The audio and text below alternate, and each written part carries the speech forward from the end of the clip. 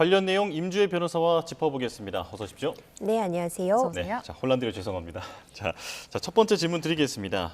김건희 여사가 내일 첫 소환 조사를 받게 되는데 제기된 의혹이 16가지나 됩니다. 조사가 한 번으로 끝나진 않겠죠? 그렇습니다. 지금 김건희 특검은요, 현재 확인되고 있는, 그러니까 공식적으로 조사를 하겠다고 밝힌 부분만 혐의가 16가지나 됩니다. 여기다가 특검법에 따라서 수사 과정에서 인지한 새로운 사안들까지 대표적인 것이 바로 그 이른바 집사 게이트라고 볼 수 있는데 이런 부분들까지 더해지면서 사실상 지금 조사를 진행하고 있는 그 사안들이 굉장히 반범위합니다. 내일 지금 소환 조사가 예정되어 있는데 하루에 이 모든 혐의를 다루기는 물리적으로 불가능할 것으로 보고요. 만약 내일 좀 순조롭게 조사가 이루어진다고 해도 앞으로 이 모든 쟁점들을 다루기에는 몇 차례 더 소환이 필요하다는 것이 중론입니다. 특검팀은 어제까지 혐의별로 핵심 관련자들을 소환해서 조사를 했는데 여러 갈래로 지금 펼쳐져 있잖아요. 김 여사의 혐의들이. 이런 것들을 좀 다지는 작업이 이루어졌을까요? 그렇습니다. 사실 이 김건희 여사에 대한 소환 통보는요, 거의 2주 전에 이루어졌습니다.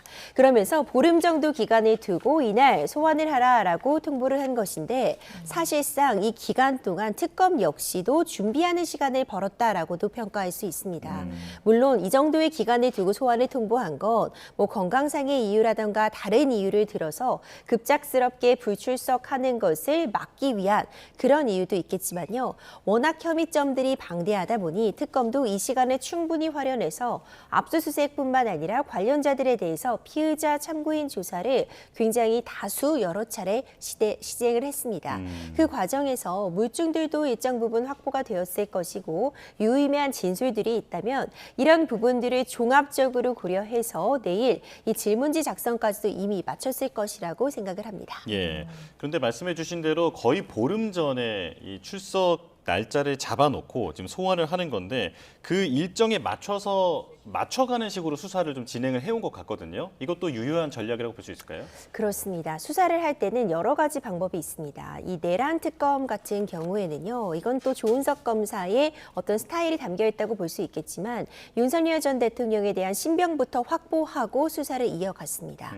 하지만 이제 거꾸로 김건희 여사 특검 같은 경우에는 다른 관련자들에 대한 수사와 조사, 그러면서 증거들을 차곡차곡 쌓아간 이후에 맨 마지막에 어찌 보자면 김건희 여사를 소환하는 그런 전략을 취하고 있거든요. 이 부분 역시도 유효한 수사 기법이라고 보이고 다만 어느 정도 유의미한 어떤 증거들이 수집됐느냐가 이 수사의 어떤 향방을 판가름드릴 수 있는 굉장히 중요한 요소가 될 것 같은데 내일 질문을 던질 때 과연 이미 수집한 자료들 가운데 강력한 한방이 있을 것인지 아니면 유의미한 자료가 없다면 사실상 김건희 여사의 진술에 의존해야 되는 부분이 있는데 진술 거부권을 행사한다거나 이제 답변에 소극적인 태도로 임한다면 특검 측에서는 또 다른 증거를 수집해야 하는 그런 어려움에 봉착할 수도 있습니다. 예. 먼저 공천 개입 의혹 혐의에 대해서 어제 김영선 전 국민의힘 의원이 14시간 정도 이제 고강도 조사를 받았잖아요. 김 전 의원은 어제 조사를 받으러 들어가기 전부터 공개적으로 굉장히 강하게 반발하는 모습을 보였거든요. 아무래도 관련 본인의 재판과 좀 연관이 있기 때문이었을까요? 어떻게 보십니까? 그렇습니다. 조사를 받으러 들어가는 길에 포토라인 앞에 서서 적극적으로 본인을 항변하는 모습을 보여줬습니다.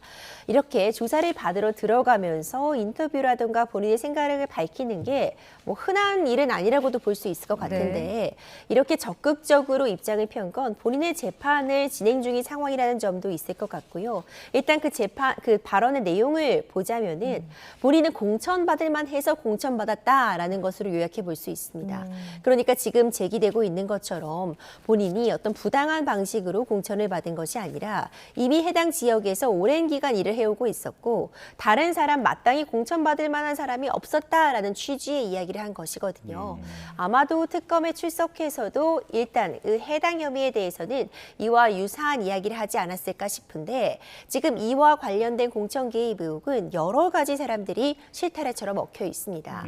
명태균 씨 씨도 그렇고요. 그 외에 공천의 어떤 공천관리위원장으로 활동을 했던 윤상현 의원도 그렇고 관련자들이 굉장히 많기 때문에 만약 이들의 진술이 어긋나는 측면이 있다면 누군가의 진술은 신빙성이 매우 낮은 진술로 평가받을 수 있어서 지금 조사 과정에서 나온 진술들, 특히 공천 계획과 관련해서 누구의 진술의 신빙성을 높다고 판단할지 그 부분이 특검에서 지금 수사력을 모으고 있는 부분이라고 보입니다. 예. 자, 지금 김 여사를 둘러싼 혐의가 워낙 많기 때문에 상당히 내용이 복잡합니다. 그중에서 이제 삼부토건 주가 조작 의혹을 좀 짚어보려고 하는데 지금 이일준 회장과 이은근 전 대표가 이미 구속 기소가 되어 있는 상황입니다. 자, 여기에서 박진 전 외교부 장관을 참고인 신분으로 불러서 특검이 조사를 했는데 그러니까 윤 전 대통령 부부가 왜 예정에 없던 우크라이나 현장에 방문을 했느냐 이 부분에 대한 경위를 캐묻는 거죠. 그렇습니다. 이 삼부토건 관련된 부분도요. 사실 김건희 여사 특검이 출범하기 전에는 상대적으로 덜 알려졌던 혐의였습니다. 이 삼부토건이라는 회사가 일명 우크라이나 재건주로 불리게 되면서 한 1,000원에서 5,000원까지 정말 급속도로 빠르게 주가가 올랐다가 또 내려가는 그 모습을 보여줬었는데요. 공교롭게도 이 과정에서 윤석열 전 대통령 부부가 예정에 없던 우크라이나 순방 일정을 동행을 한 겁니다. 이 우크라이나 순방 일정이 있다 보니까 정말 이 삼부토건이 우크라이나 재건에 참가하는 거 아니냐라는 이야기가 돌면서 실질적으로 주가가 많이 상승했는데 문제는 삼부토건은 우크라이나 재건에 참여할 어떤 능력이나 실체를 갖추고 있지 않았던 부분이라는 점입니다. 이런 부분들 때문에 이제 이일준 회장과 이은근 전 대표는 자본시장법 위반 혐의로 이미 지금 구속 기소된 상황입니다. 만약 이 과정에서 사전에 이런 정보가 윤석열 전 대통령 부부에게 전달이 되었는지 그래서 굳이 예정에도 없던 우크라이나 방문행을 선택한 것인지 이 부분을 특검 측에서는 시기적으로 너무 공교롭다고 보고 있고요. 이 의혹을 규명하기 위해 특히 박진 장관 같은 경우에는 당시 이제 외교부를 책임지고 있어서 이 일정이 왜 이렇게 변한 것인지 우크라이나 방문에 대해서 사전에 조율되거나 협의된 바가 있는지 이런 부분을 참고인 신분으로 불러 조사를 한 것입니다. 예. 그렇다면 이 김 여사와의 연관성이 확인이 된다는 전제하에 그렇다면 이 혐의만으로도 구속 가능성이 높다고 봐야 됩니까? 가능하죠. 이제 이런 부분들이 이미 지금 관련한 삼부토건 관련자들이 구속이 됐다는 건 혐의점이 어느 정도 확인이 된다는 그렇죠. 뜻입니다. 네. 만약 핵심적인 부분은 과연 이 과정에 김건희 여사가 개입됐는가일 텐데 아마도 대면 조사 과정에서 이 부분에 대해서도 집중적인 질문이 있을 것이고요. 그 혐의점 알고도 이런 부분들을 진행을 했고 특히 이 삼부토건 주가를 띄우기 위해 우크라이나 방문 같은 부분을 의도적으로 한 것이다라는 부분이 입증이 된다면 이 부분만으로도 혐의점이 충분히 확인됐다고 볼 수 있겠지만 이 성패는 결국 입증 여부에 달려 있을 것 같습니다. 예. 자, 그리고 이종호 전 블랙펄 인베스트먼트 대표 이 사람은 지금 김건희 특검과 뿐만 아니라 최상병 특검에도 아주 깊게 연루가 되어 있는 지금 핵심 인물인데 오늘 오전에 구속영장 실질 심사가 열립니다. 사실 지금 도이치 모터스 주가 조작 의혹과 관련해서는 김건희 여사가 과거에 불기소를 처분을 받은 적 있지 않습니까? 만약에 이종호 전 대표가 이번에 다시 구속이 되고 수사를 받게 된다면 김건희 여사 쪽에 대한 영향은 어떻게 전망이 됩니까? 이 이종호 전 대표가요, 키맨으로 분류가 되고 있습니다. 네. 그러니까 지금 이 김건희 특검에서 조사하고 있는 전체적인 이 사안들을 보자면 어떤 특혜를 받았다거나 공천에 도움을 받았다거나 수사에 외압이 있었는데 이것을 사실상 윤석열 전 대통령 부부가 관여했다라는 것이 핵심인데 그렇다면 가운데에서 이 이야기를 전달하고 어떤 청탁을 하는 메신저가 필요합니다. 네. 이종호 전 대표가 이런 메신저 역할을 한 것으로 지금 알려져 있거든요. 결국 어떤 부분들이 문제가 됐을 때 이것을 윤석열 전 대통령 부부가 알았느냐, 그래서 영향력을 끼쳤느냐가 이 특검에서 지금 관통하고 있는 핵심적인 부분인데 그렇다면 이런 사실을 전달해줘야 되고 다시 이것을 전달해주는 그 역할을 한 사람의 존재가 매우 중요합니다. 이종호 전 대표가 이런 역할을 한 것으로 알려져 있기 때문에 이종호 전 대표의 진술에 따라서 이 수사 전체의 향방이 갈릴 수도 있는 부분이라고 보고요. 어떤 진술을 하느냐에 따라서 윤석열 전 대통령 부부의 관여 여부가 달라질 수 있기 때문에 굉장히 중요한 의미를 가지며 이종호 전 대표가 구속이 되고 그에 따라서 어떤 유의미한 진술이 나온다면 김건희 여사에게도 굉장히 불리하게 작용할 수밖에 없는 상황입니다. 예. 지금 뭐 여러 가지 혐의들이 있잖아요. 앞서도 말씀드렸다시피 16가지 정도의 혐의들. 뭐 도이치모터스 명태균 건진법사 그리고 고가 장신구 재산 신고 누락도 있고 뭐 집사 게이트까지 모든 의혹들을 좀 살펴봐야 될 텐데 김건희 여사가 과연 이런 혐의들에 대해서 제대로 된 답변을 내놓을까 이 부분도 좀 의문이거든요. 어떻게 보십니까? 그렇죠. 일단 정상적으로 소환을 응한다고 네. 하더라도 유의미한 조사가 진행되지 못할 가능성은 열려 있습니다. 이제 진술 거부권이라고 하는데 당연히 피해자는 진술을 거부할 권리를 갖고 있습니다. 방어권 보장 측면에서 그런 선택을 할 수도 있겠지만 이것이 중장기적으로 보자면 합리적인 선택은 아닐 수 있습니다. 이 방어권 보장이라는 것은 내가 아무 이야기도 하지 않겠다는 부분도 있을 수 있지만 네. 지금 제기되고 있는 의혹들에 대해서 적극적으로 방어를 하고 반박할 부분이 있다면 새로운 진술이나 증거를 제시하는 것도 방어권 행사에 포함이 됩니다. 어찌 보자면 이렇게 방대한 혐의를 받고 있을 때 본인이 이건 사실과 다르다라고 주장할 부분이 있다면 적극적으로 주장을 해야 되는 시기인데 이 시기를 놓치면 어떤 실기해버리는 그런 경우들도 발생할 수 있거든요. 어떤 선택을 할지는 내일 결국 조사에 임할지부터 확인을 해야지 결과적으로 알아볼 수 있겠지만 현재로서는 진술 거부권을 행사해서 어떤 특검 측이 유의미한 진술을 확보하지 못할 가능성 열려 있습니다. 네. 혹시 안 나올 가능성도 있습니까? 그렇죠. 충분히 가능한 시나리오입니다. 이제 네. 건강상의 이유를 들어서 불출석을 할 수 있습니다. 아직 하루가 남았기 때문에 오늘이나 내일 그런 입장을 펼 수 있겠지만 그렇다면 특검 측은 그 다음 단계 강제적인 조치로 나아갈 수 있습니다. 보통은요 3번 정도 출석에 불응하면 영장이 나온다 이렇게 이야기하긴 하지만 지금 특검 측에서 워낙 장기간을 두고 2주를 넘게 시간을 두고 소환을 했기 때문에 준비할 시간은 충분히 줬다라는 평가가 가능해 보입니다. 그렇기 때문에 적어도 불출석을 하면서 합리적인 이유를 내지 못한다면 곧바로 영장을 청구할 가능성 내지는 인접하게 하루 이틀 시간을 두고 한 번 더 소환을 통보한 이후에 바로 구속영장을 청구할 가능성도 있어서 현재로서는 좀 출석을 해서 일부 부분만 수사를 받는다고 해도 그냥 불출석하는 것은 너무 좀 무모한 선택이 아닌가 생각을 합니다. 예. 자, 변호사님 네. 이번엔 윤석열 전 대통령 얘기를 해보겠습니다. 지금 김건희 특검의 체포영장 재집행 이게 언제가 될지 관심인데 이르면 오늘 가능성도 있다면서요? 네, 가능성이 있습니다. 이 체포영장에도 유효기간이 있습니다. 이제 7일까지 유효기간인데 물론 유의미한 수사가 이루어지지 못했기 때문에 이 영장은 연장될 수는 있는 상황입니다. 네. 다만 지금 김건희 여사 특검 측에서 하고 있는 이 수사 방식을 보면 일단 모든 혐의자들에 대해서 먼저 조사를 하고 최후에 김건희 여사를 부르려는 그런 방식을 취하고자 했던 거 아닌가 생각이 되는데 그럼 적어도 김건희 여사 소환 하루 전에 윤석열 전 대통령에 대한 조사를 먼저 시행할 가능성은 높다고 봅니다.